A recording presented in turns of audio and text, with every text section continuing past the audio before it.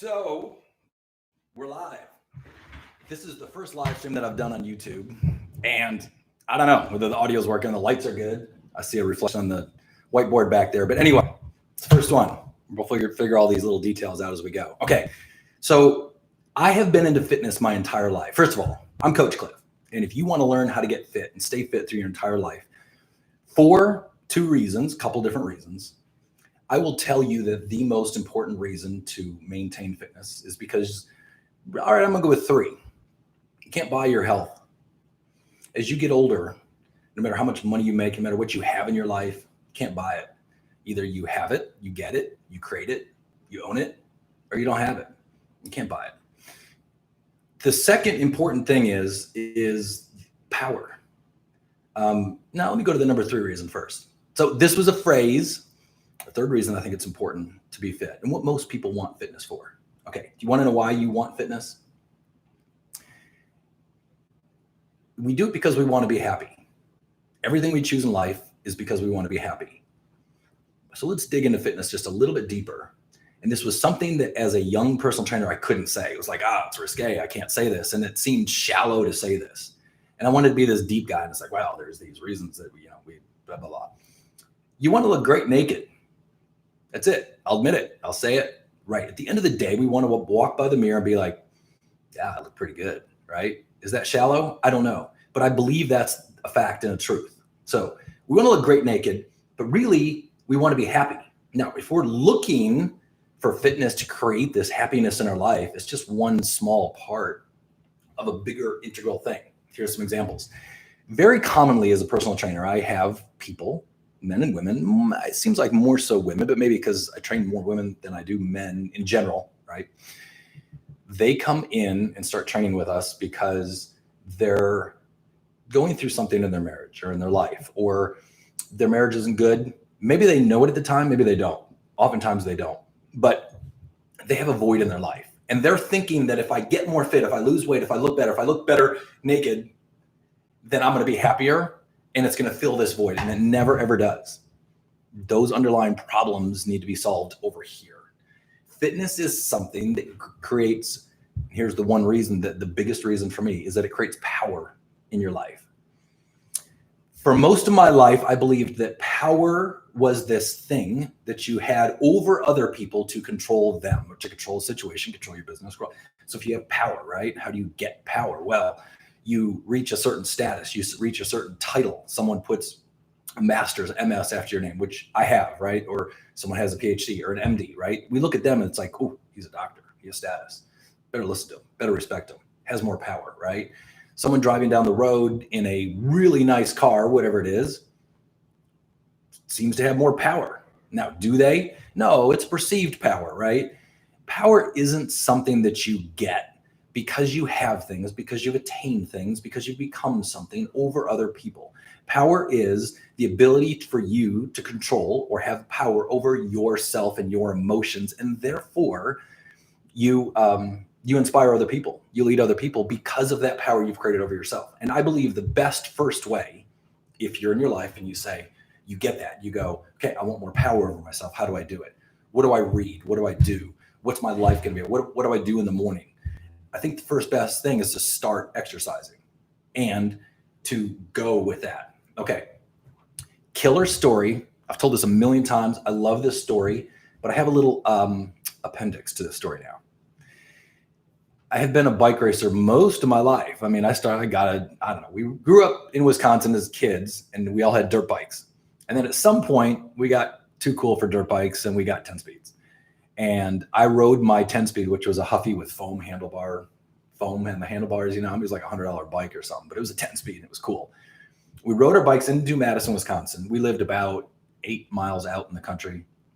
And so we rode in, which was kind of a big deal to ride all the way in there, 8, 9 miles, 10 miles, something like that, to the Capitol Square. So where the Capitol building is, which is patterned after Washington, D.C., a smaller version of that. It's an absolutely incredibly gorgeous square.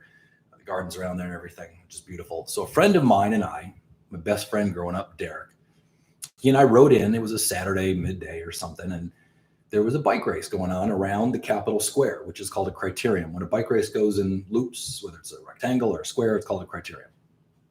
2 blocks on on each side of the Capitol, so 8 blocks total per lap. We went up and we read the flyer, and the flyer said that they have a citizens race, which I'll explain what that means. A citizens race in 2 hours, and it's $5, and you have to wear a helmet. Now, back then was right when some people were starting to wear helmets, but we didn't wear helmets most people weren't wearing helmets, but in races you had to wear a helmet. So we rode down to the bike shop, bought I don't have much money, maybe a $10, $12 helmet or something, stuck it on, horribly uncomfortable. Nowadays, helmets are really comfortable. You almost want to wear it because it's kind of comfortable. Horribly uncomfortable, paid our $5, got into the race. There was probably 18 or 20 people in the race of all ages, citizens race. So I think it was the male division of the citizens race. And darn it, I got 3rd place. And I remember thinking, I'm pretty good at this. Like football, I'm a little guy. I wasn't great at football. I was a running back. I was okay, but I wasn't going to play in college ever. Basketball, I don't know. I can stand up and show you. I'm 5'9", not a basketball player. Soccer I could do, but biking was something I could do. And I'm like, I'm kind of good at this. I want to start training with this. And I'd also run a lot in my life. So then it became this evolution into triathlons. Anyway, I'm going off on a subject. I've biked my whole life. And when we moved here to College Station, Texas in 1999, I found a group to ride with. And it was the A&M racing team, Texas A&M racing team, which has spawned off some world-class riders. So there's a guy that's in the Tour de France currently, not right now, but last summer and the summer before. A lot of pro racers have come out of A&M. It's a good team. And a lot of adults would join with that group. So we'd have 40, 50 riders on a Saturday morning. We'd ride from College Station, if you know this area, ride to Caldwell, take a little break down there, and then we'd ride back. And there was just jumps and sprints, and it was as hard a ride as you could do. Every Saturday I do that. And then Tuesday, Thursday rides with them. So anyway, I have ridden my whole life. And one day this guy showed up to the Saturday morning group. Now understand this group, everyone that was there we had our full bike kits. We had all the stuff. We had nice helmets. We had the gloves. We had all the nice shorts and the shoes and the clipless pedals and $4,000 or $5,000 bikes probably. I mean, some people maybe a little bit less. This guy shows up in like gym shorts. He was probably 50 years old. Shows up in gym shorts, a t-shirt. He had a helmet and his bike was okay. And I'm like, poor guy. He's going to get dumped off in the countryside and have to ride back by himself. That's the worst thing ever. So as we're riding out, I sidled up next to him and I said, hey, look, here's how this all works. You probably get dropped at some point. I don't know. I hope you don't. But if you do, just head on back and, just try to stay with us a little bit longer each time and you'll get there. I don't know. Whatever I said to him. So 7 miles into the ride, he's off the back. He's gone. He went back home. Well, he showed up next Saturday. He showed up the next week and he stayed with us a little longer. And that story continued Saturday after Saturday after Saturday. He showed up and by golly, 3, 4, 5, 6 months into it, he was there on the last sprint going into Caldwell, which if you stuck on with the group that whole way, you're pretty fit. And I remember turning to a guy named Willie who's in the group, and Willie's he's an exercise physiologist too. And I said something, scientific because Willie knows his stuff. And I said, he probably has really, excuse me, increases mitochondrial density and capillarization as glycogen, blah, blah, blah. And whatever, I said that to look smart, right? Willie goes, yeah, well, he probably just keeps showing up and working hard. I mean, it was the best point. I was like, yeah, that's it. He just kept showing up. So that's one of my biggest things with exercise is you've got to just show up consistently. And I will tell people, it doesn't matter what you do, just show up and just work hard. Now, I will say this. After a period of time, if you've been showing up to your workouts consistently over a period of time and you've just hit this flat line and your body's not changing, you're not looking any better naked. Okay. Then you need to start really zoning in on those workouts. Like when you show up to your workout, the rest of life stops. Put the rest of your stuff in your mind aside. And that's what's great about yoga, right? We have a yoga studio. That I learned is that you'd be present on your mat. So when it's time to be present on your mat, when it's time to be present in the workout, that's it. That is your time for you, that half hour, 45 minutes, hour, when you turn off all the worries, just stop thinking about them. Just put it aside. Don't feel guilty. I do. Like sometimes when I'm exercising, I'm thinking, it's the middle of the day. I shouldn't be doing this. I have so many other things to do. Doesn't matter.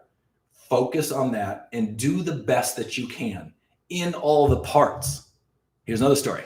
So when I was a freshman in college, I was a walk-on at Kansas State University on the track team, cross-country team in the fall.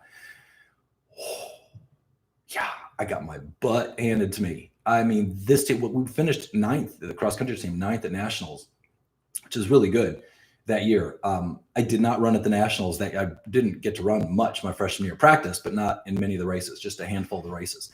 These guys were good. So I walk onto this team, first day of practice. I mean, I'm like walking up, not knowing where to do. We had a run. He said, all right, we're going to do an 8-mile steady state. We're going to take it a little bit easy today. We're going to go 8 miles at 5:20 pace. If you know anything about paces and times, and I kind of didn't, because we didn't have a track team or a cross country team in high school.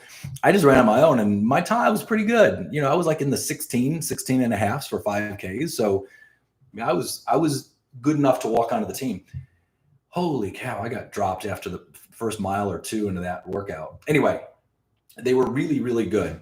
Trying to make a point. Oh, yeah. So we, every day before practice, we probably did 20 minutes of drills. So high knees, high skips, butt kickers, all these things that you've probably done or seen before. We would make it go in lines, and we would do these warm-ups that were kind of hard. I remember the first day or two, I'm like, okay, is that like after we got done with the drills and the warm-ups, I'm like, okay, that's it, right? Because that was really hard. And then we would do these cool down drills too. And then we would stretch. So did that all year long.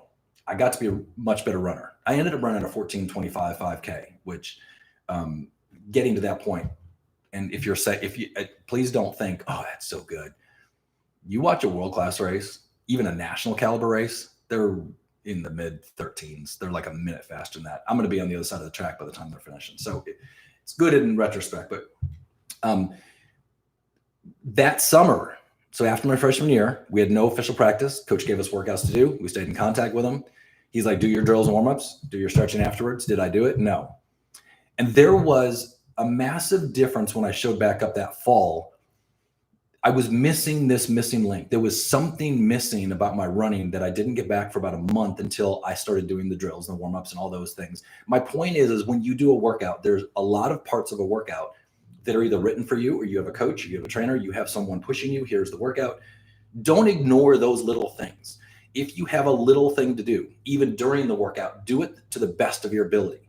This is how you take just showing up to the next level, is to take all those little parts, be present on your mat, be present in your workout, put aside the rest of life, do all the little parts and do it to the best of your ability. You may not be able to do it really well. You may do a squat. Let's say that part of the warm-up is like, we're going to get down into a squat motion. We're going to squat real long. We're going to hold it for a minute. And you're like, oh, I can't really go low. Cool. Just go as low as you can. But then tomorrow, when you show up and you're focused and centered on your mat, you're in your workout, that you go a little lower and you just work it and work it and work it. And you know what happens over the course of 3 months, 6 months, 9 months, a year, 2 years, all of a sudden you're deep in a squat, your knees don't hurt anymore. You're flexible enough to be able to go do that. That's what we're looking for. So showing up is the most important thing. Just show up. Now that you've shown up, now start be more present and doing those little things and taking those little things that you just don't like to do because we don't like to do them. And by the way, if there are things in your workout you don't like to do, it's because that's what you need the most. It's a sign. It's an absolute sign. When I hate to do so, I don't like leg day. I don't like doing squats. I don't know why. I never have. I like endurance on my legs. I like doing Ironman. I like going long and slow and easy. That's doing heavy weights on my legs. I don't like it, but I know that's what I need the most. So any exercise that you hate to do is the one you need the most. Remember that, and then do it to the best of your ability and look for progression. All right, let's look at a couple things. And I'm going to keep this shorter today. I can ramble forever. I'm going to show you what's the best workout in the world. What's the best, most effective thing to do for your body? To look great naked, to gain power over yourself so that you can show up as a powerful person for your family, for your work, for your community, for your church, for yourself in life, so you can show up. You can be that person. You know that person when you are sitting in a room with a group of people and that one person walks in that just, boom, there's something about them that just all the attention is drawn to them. They have this glowing personality. They've got an attraction to them. They may or may not be physically attractive. They might be, they might not be. It doesn't matter so much. They might be tall. They might not be short. I always thought Well, tall people get more attention because they're tall, right? My brother-in-law is 5'4", and he is the center of attention the moment he walks into the room, not in a great way. He just dominates. I don't think he knows he's short, right? So it is someone that has power over themselves that is walking into that room. They also have to be pure of heart. That's a whole nother part of it too. But you have to have integrity, and you have integrity with yourself. You just be yourself and you walk into that room. That's another subject another time. Okay. What are the best workouts to do? You go, should I bike, run, swim, go to the gym? Should I lift weights? I don't care. Let me show you on the board what's important to do. This way. Now I got a shadow. All right, we'll write like this. We'll fix all this stuff another time. So here's what I want you to do. The number one most important thing is you need to be in a calorie deficit to lose weight. Period. Can you read that? Oh, that's backwards, isn't it? Yeah. We'll fix all that stuff. It says calorie deficit. So you need to be in a calorie deficit to lose weight, period. You can listen to the Atkins diet. You can listen to any of the diet programs, whether it's keto, and go, no, you can eat as much as you want. I promise you, if you're losing weight, it's because you're eating less. You can't eat so much fat, right? If you're on keto or Atkins, that's getting to be a little bit longer ago. Whatever diet plan that there is, you are in a calorie deficit. There's two ways to do this. We can lower our calories. I know it's backwards. We'll fix it. You can lower your calories, number one, or you can increase your energy expenditure. EE in science, we call it energy expenditure. You can increase your energy expenditure. That's your exercise. That's your movement. Here's the problem is, and while I can go off on tangents on this, I'm already thinking like 20 directions I want to go with this, but keep it simple. When you lower your calories, if you lower them too much, you go way down. You go, I got to go on a diet. And you start just starving yourself. And maybe not starving yourself, but eating this lower amount. Your energy expenditure goes down. Oh, but Cliff, I'm going to these workouts. How are those workouts? Are you able to go at a challenging pace? Or are you starting to just kind of lose it because you're tired? Are you going to bed super early? Are you laying around on the couch? Are you picking up the pencil you just dropped? All those little things count during the day.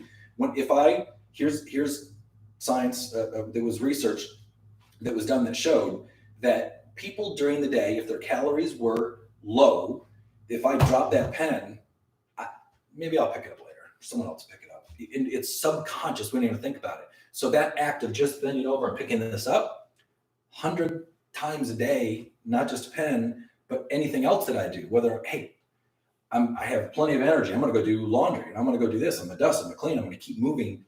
Subconsciously, we don't even know it. So we don't want to lower our calories too much. So what's the proper amount? There's a proper amount. You have to work with your coach and find out exactly what it is. And then we can increase our energy expenditure. So there's a number of different things you can do. But here's one thing that I want to teach you today is this. A couple different schools of thought, but I want to teach you, if you go easy, let's say you do a 1 hour run or walk, whatever it is that's easy for you. So you're going to go for a long, slow jog, or you're going to get on an exercise bicycle and you're going to go for an hour at a pace and you think you've heard, well, I'm going to be in fat burning mode. Because if you go easy on let's say a stationary bike, if you go easy on a stationary bike for an hour and it's at a pace that you could do, you're sweating, your heart rate's a little bit high, but you got a podcast in, you get done, you're like, ooh, that was good. Like it wasn't gruelingly hard. You are going to burn this much fat for fuel. These are not drawn to scale. It's just to make a point. And you will burn a lot less carbohydrate for fuel. So those are the two things that we burn for fuel. Fat has to be turned into a molecule of glucose. So it is called gluconeogenesis. Fat's turned into carbohydrates. Doesn't matter. But you are mobilizing more fat to be oxidized if you go slower because it yields less energy every minute, every second. So it's a great longer term energy use. If you're taking a long hike in the woods, you're burning fat. Right now, we're burning more fat for fuel than we're burning carbohydrates. Well, why don't I lose weight then? Because you're consuming more than you're burning throughout the day. That's why if we drop a pen and we pick it up 100 times, that's why we're increasing our energy expenditure, but you don't want to do it if your calories are too low. Okay. So is this good to do? Yeah, it's great. If you want to increase your energy expenditure, there's nothing wrong with doing this. Don't not do that. Let's say that you wanted to go for a 3-hour bike ride on a beautiful Sunday afternoon with your family or whatever. Go do it. Nothing wrong with it. If you want to run a marathon, you darn well better be putting in some 16, 18, 20, 22 mile runs leading up to that 26-mile race. So for some people, this is, you need to. There's nothing wrong with it. I'm not criticizing it. Here's what happens if you go for 30 minutes of a high intensity or a hard exercise bout. So a boot camp, a CrossFit, a PodFit class, whatever workout you're doing, that you have spikes of little intervals, like a minute or 30 seconds or 20 seconds of bam, bam, high intensity exercise. HIIT, we'll call it, right? That's been a phrase that's been put out for a while. High intensity interval training is what that stands for. High intensity interval training. I know it's backwards. I don't know how to change that. Get a different camera or something. Anyway, okay, so high intensity exercise. So this is like if you do a typical workout where you're going hard for a minute or 30 seconds, and then you kind of slow down a little bit or you take a rest. CrossFit is this. You will burn this much fat for fuel and this much carbohydrate. Again, not drawn to scale. I don't have numbers based on it. It's just to make a point that I'm more interested in this surface area of all this. You burn more calories. That's it. I don't care what you burn. So you go, well, okay, so we're going to burn more calories in 30 minutes than doing an hour. Well, it's different. It depends. It depends. We'd have to track that, and we don't necessarily really know. But here's the one thing that's most important. Forget about that. One thing that's most important. Here's your metabolism. Metabolism is the grouping of how much your body is burning at any one time, how much fire is in your body at any one time. So right now, my metabolic rate is X. If I'm more fit and I have more muscle, I'm more active, my metabolic rate right now will be higher than somebody who's an invalid in a nursing home and is in a wheelchair in a hospital bed. Their metabolic rate is really low.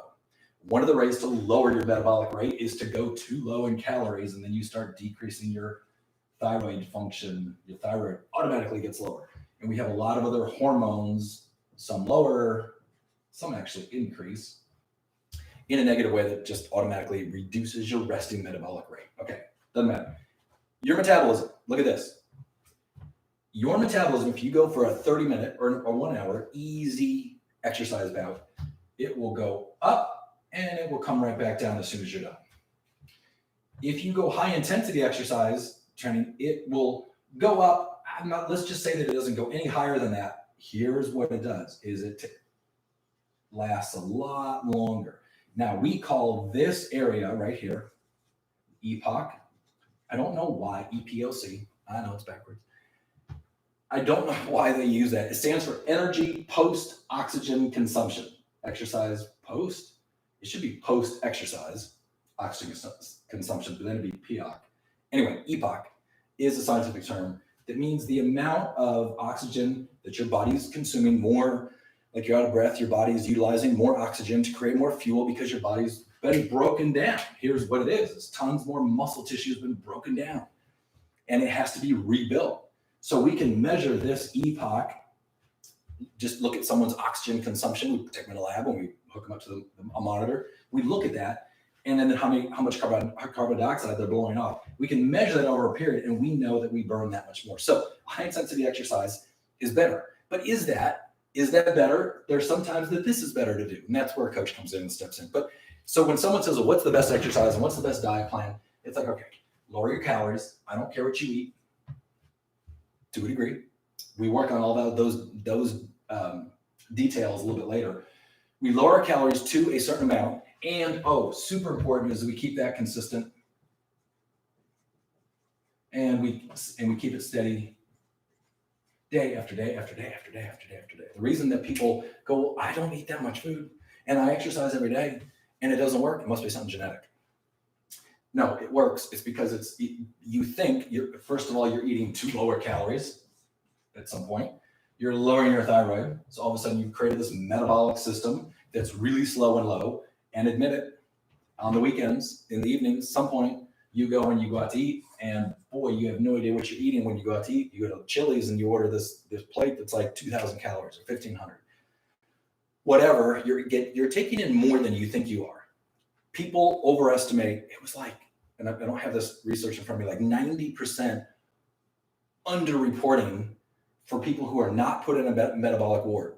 Metabolic ward is a place, a nice resort that researchers will take people and put them in there. Again, it's not a ward, it's to put them in a nice resort, but they can track everything they're eating, everything they're doing. It's the only way to know for sure how much exactly that somebody is eating. Because if someone self-reports, it's always going to be wrong. Okay, so you are eating too low most of the time, and then you're eating too much another part of the time after you've lowered your thyroid and your hormone, reduced your metabolic rate so much. So what do? Certain amount of calories, consistent over time, throw in some HIIT exercise, throw in some easy, and then here's 3 things, and I'm giving you a lot today. There's 3 things that we change with this. You go, what do I do? What do I do? Well, there's 3 things that we manipulate. We manipulate the intensity, and then the frequency. This is where a coach comes in and starts saying, okay, yeah, you can go do CrossFit, but this is what I want you to do, frequency and duration. Duration is usually the number one thing that I don't change, because it's 30 minutes or it's 60 minutes or it's whatever, right? We're not going to do a 2-hour CrossFit workout. You're a marathon runner. We're going to manipulate the duration a lot, because that is a long race, right? If you need to train for that, most people don't. We don't have to go super long duration to look great naked, right? And to build that power and develop that power in ourselves. Frequency, yes. So how often? How many days a week should I work out? 7 days a week. What? 7 days a week? Every day I got to do this every day? Well, start off with 3 days a week, add 4, get to 5, get to 6, get to 7. And then you go, well, but my coach told me to do 5 and then rest on those. Otherwise I'll overtrain. Absolutely. And it depends on what you're doing too. Like if it's so grueling, maybe we do 3 days of grueling exercise that are really putting you under, and then 4 days of a little bit easier, or 3 of the, anyway, the sky's the limit. And that's where a coach kind of comes in and helps with that. But frequency, we can change that. Here's the one thing that I manipulate more than anything is the intensity. We can increase the weight. We can increase the reps. I know you can't read that, but I'm going to read it to you. And then number 3 is we can increase or decrease the rest. So 3 variables that we change is I'll make it closer so you can read it closer backwards. Intensity, we increase or decrease the weight. We manipulate the weight that you're moving, that you're lifting. We change the reps. So let's say that you have 20-pound dumbbells in your hands, and I'm going to say do push presses. Okay, we're going to do push presses, and we're going to do 1 minute of those. Okay, and you can crank out 1 minute with 20-pound dumbbells, and you can do that. And then you rest. I'm like, we need to increase the weight. One way to manipulate it. I like that because that's progression.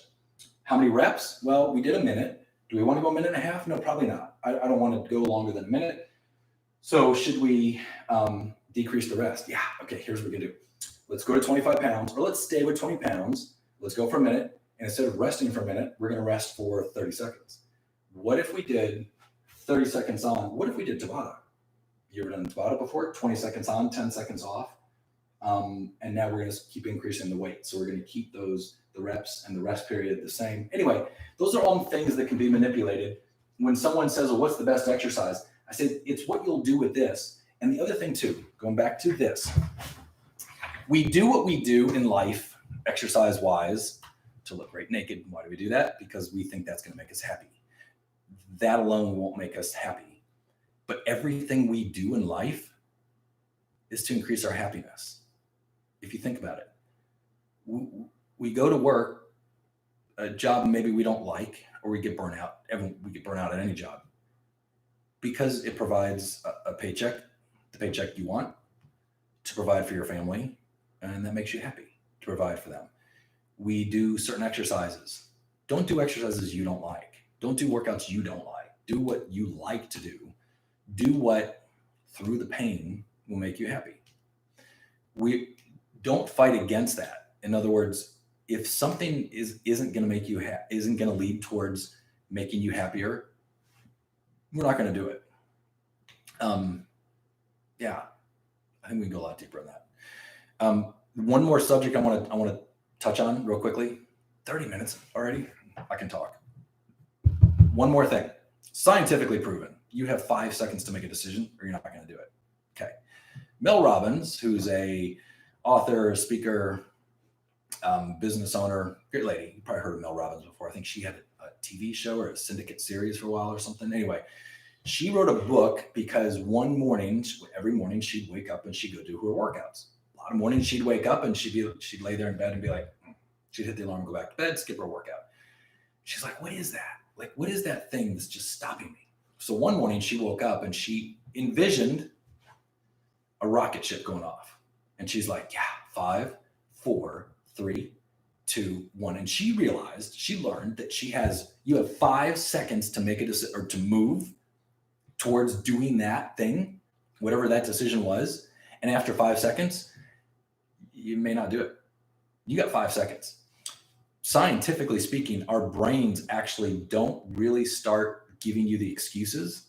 It's been proven. Don't start giving you excuses and reasons not to do it for the first 5 seconds. So if you get into action and you stay in action and you go, in other words, you get out of bed, you brush your teeth fast, you put on your shoes, you go do your thing, and you head outside before you even realize what you're doing. It's the only way to do it sometimes.